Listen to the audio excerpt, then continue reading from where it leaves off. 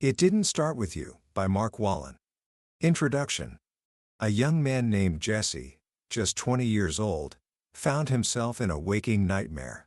He had been a star athlete, a straight-A student with a bright future, but for over a year, he hadn't had a single full night's sleep. It all began one night just after his 19th birthday. He woke up suddenly at 3:30 in the morning, shivering, freezing cold, with a strange and terrifying fear gripping him. The fear whispered a chilling thought: if I go to sleep, I'll never wake up. Every night became an ordeal. Doctors, psychologists, and sleep clinics couldn't find the source of his suffering. His life, once so full of promise, was spiraling downward. He dropped out of college, lost his scholarship, and sank into despair. What could possibly cause such a specific, irrational terror in a healthy young man? The answer wasn't in his life story. It was hidden, buried in his family's past. Jesse's mother had recently told him a tragic story he'd never heard before, about an uncle he never knew he had. His father's older brother, Colin, was only 19 when he froze to death in a blizzard while checking power lines in the far north. The family's grief was so profound that they never spoke his name again. 30 years later, Jesse, at the exact same age, was unconsciously reliving the final, terrifying moments of his uncle's life. The freezing cold, the shivering, the terror of letting go into unconsciousness. It wasn't his fear. He had inherited it. This is the central, and perhaps startling, idea at the heart of Mark Wolynn's groundbreaking book, It Didn't Start With You: How Inherited Family Trauma Shapes Who We Are and How to End the Cycle.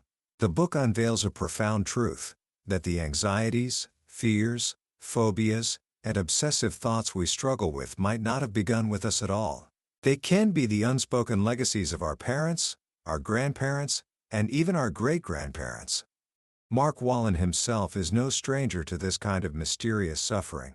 His journey began when he started losing his vision from a rare condition with no known cause or cure. His greatest fear, of being blind, helpless, and alone, consumed him. This personal crisis sent him on a worldwide quest for healing, a journey that eventually led him not to a distant guru, but back to the one place he had been avoiding: his own family history.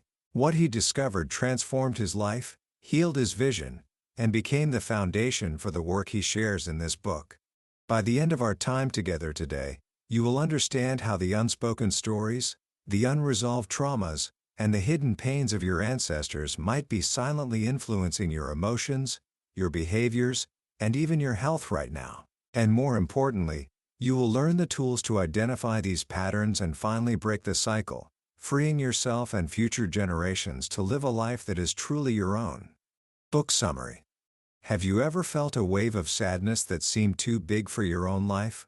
Or a persistent anxiety that you just couldn't trace back to any event you've experienced? Perhaps you find yourself repeating the same self-sabotaging patterns in relationships or your career, almost against your will, and you can't understand why.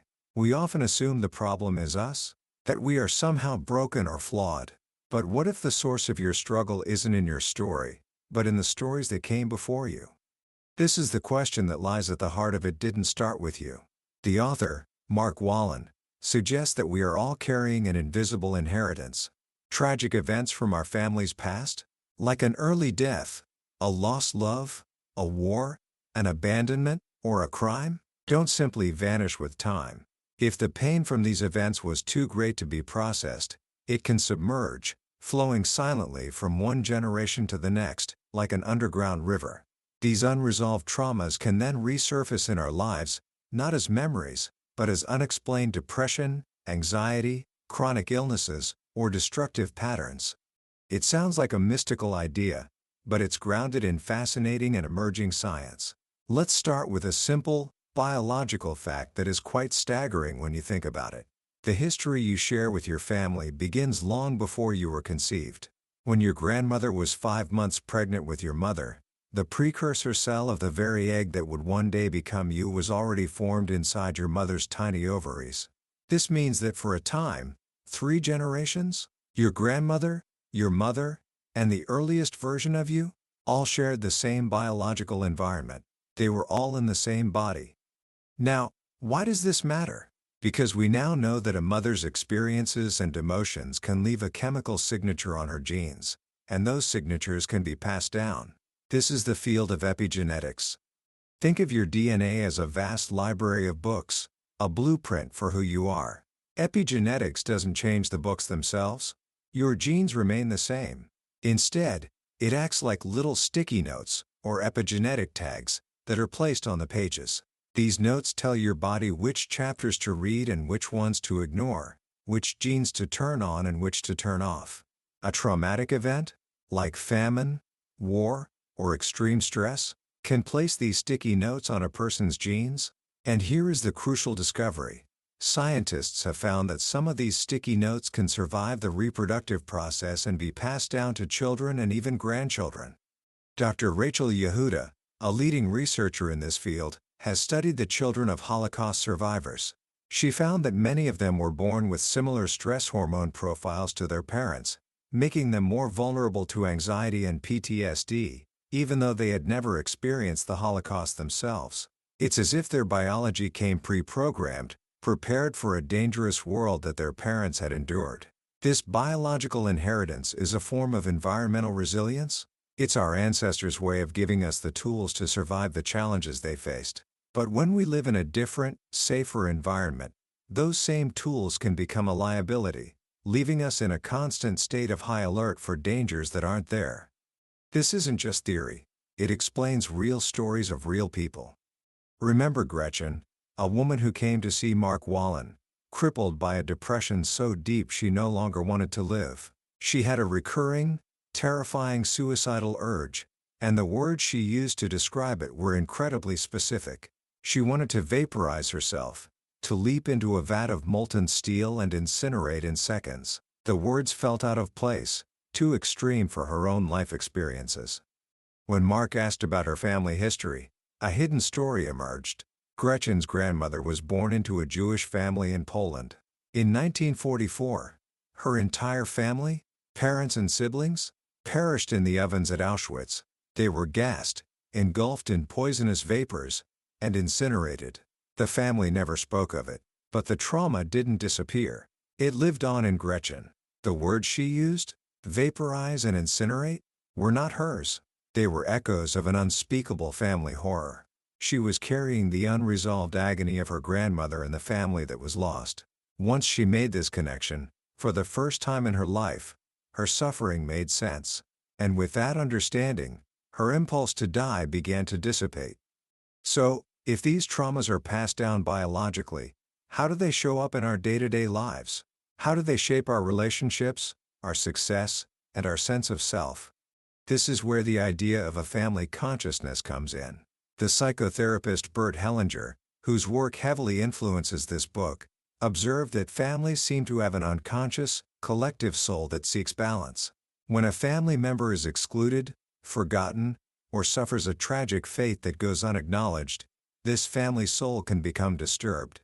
In an unconscious act of love and loyalty, a member of a later generation may then represent that forgotten person, repeating their fate or their suffering as a way to bring them back into the family system. Mark Wolynn identifies 4 primary ways these invisible loyalties can manifest, 4 unconscious themes that can interrupt the flow of life and happiness. The first is when we merge with a parent. As children, our love for our parents is absolute. We don't see a clear boundary between them and us. If we see a parent suffering, with depression, failure, or unhappiness, our innocent, childlike love might lead us to a fantasy. If I suffer too, you won't be alone. I will carry some of this pain for you. Of course, this doesn't help our parent, and it only ensures that their unhappiness is passed down to us. Consider Gavin's story. When he was a little boy, his father, then in his mid-30s, lost the family's entire savings gambling. His mother left, taking the children, and always referred to his father as a loser. Now, at age 34, Gavin found himself repeating the exact same pattern. He made a series of rash financial decisions, lost all his money, and was on the verge of losing his own family. He had unconsciously repeated his father's failure, forging a secret connection to the man he barely knew. By becoming a loser too, he was unknowingly saying to his father, You are not alone in this. The second theme is the opposite, but has a similar effect. When we reject a parent, many of us, especially if we've had a difficult childhood, blame our parents for our problems. We judge them, cut them off, and swear we will be nothing like them. But here is the paradox. The very traits we reject in a parent are often the ones we unconsciously adopt ourselves. It's our hidden way of staying loyal to them, of bringing them back into our lives. If you reject your father for being angry and critical, you may find that same anger living inside you, perhaps turned inward as harsh self-criticism. If you reject your mother for being emotionally unavailable, you might find it difficult to be emotionally present in your own relationships. When we cut ourselves off from a parent, we cut ourselves off from a part of ourselves, and we are often doomed to repeat the very patterns we despise.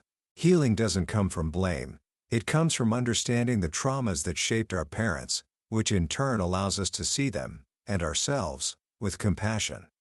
The third unconscious theme is one of the most powerful and common, when we have experienced a break in the early bond with our mother. From the moment of conception, our mother is our world.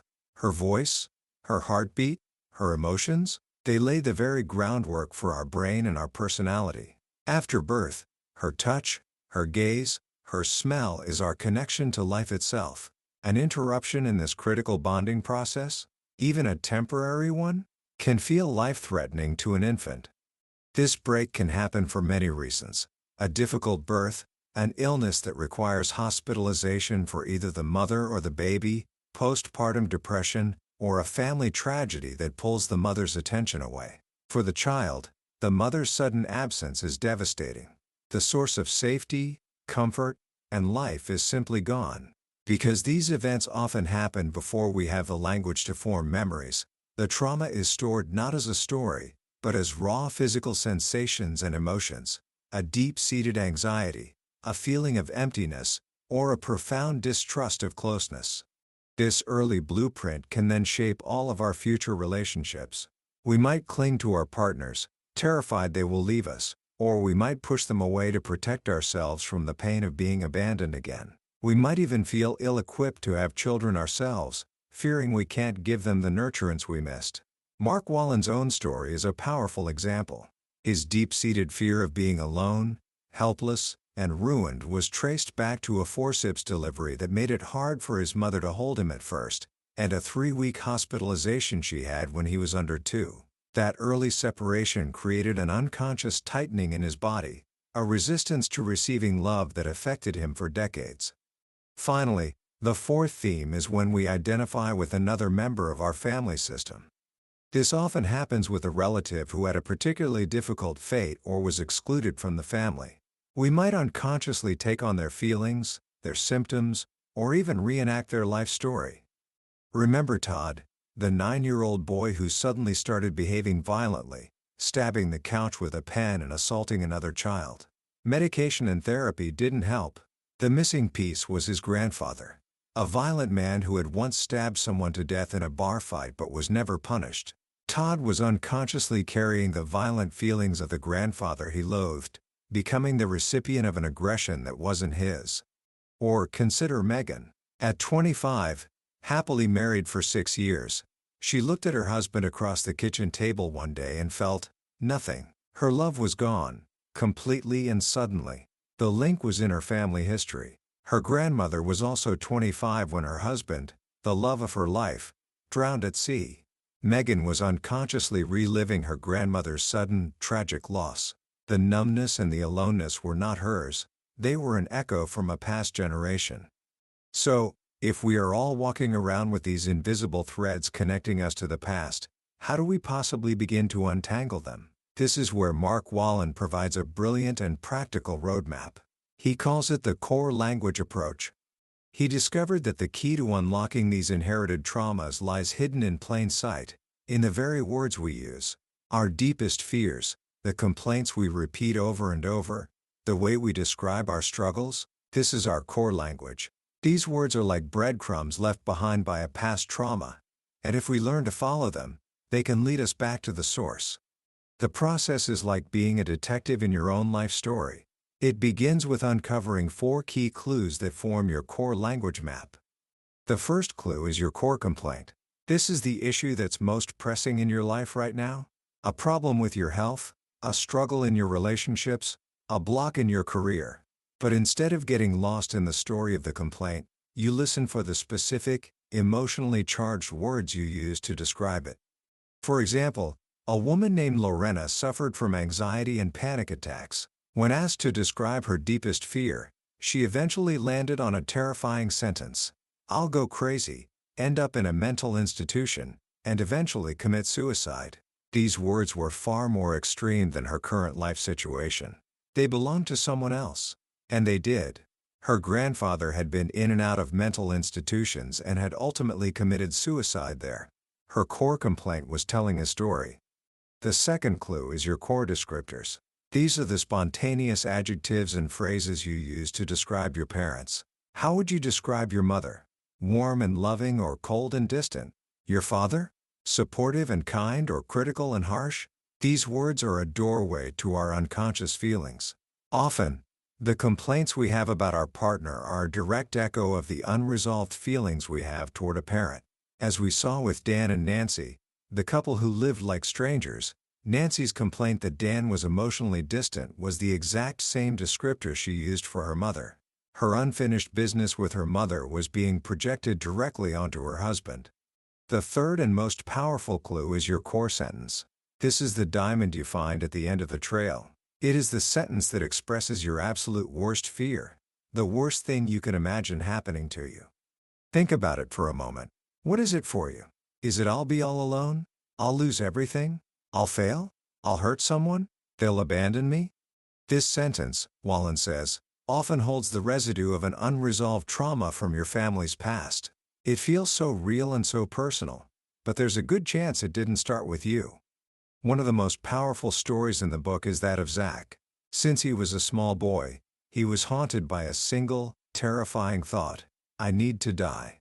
He devised elaborate plans to be shot and killed by authorities, by leading a high-speed chase, or by rushing the White House with a toy gun. He was trying to fulfill a fate he didn't understand. The bridging question that unlocked his story was this: who in your family committed a crime and was never punished for it? The answer lay 2 generations back. Zach's grandfather had been a high official in Mussolini's fascist government in Italy, responsible for decisions that led to many deaths. When the regime fell, his colleagues were rounded up and shot by a firing squad. But Zach's grandfather escaped to America with fake documents and lived out his life. He had circumvented his fate.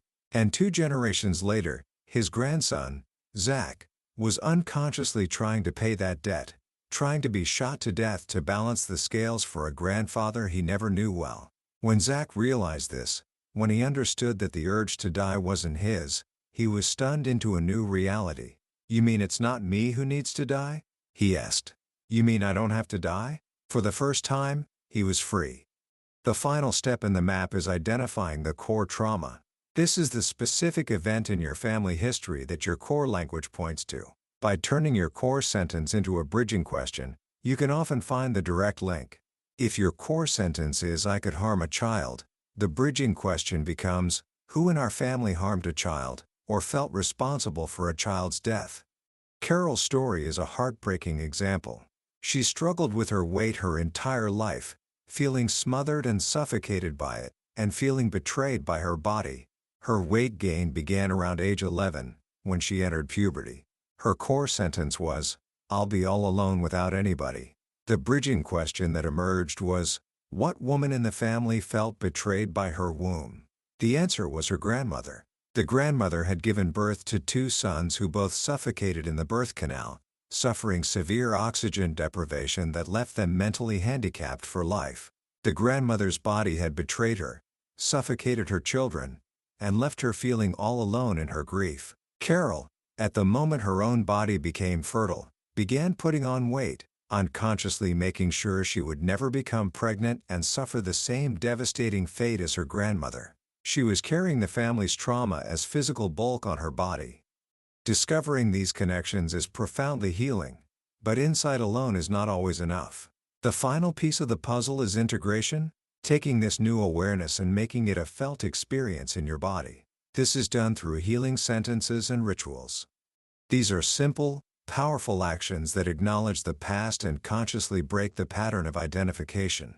It can be as simple as visualizing the ancestor whose pain you've been carrying and saying to them, "In your mind, I see what happened to you. This was your fate, not mine. I will leave these feelings with you, where they belong, and with your blessing, I will live my life fully." For Jesse, the young man with insomnia, it meant visualizing his uncle Colin and saying, "You'll live on in my heart, not in my sleeplessness."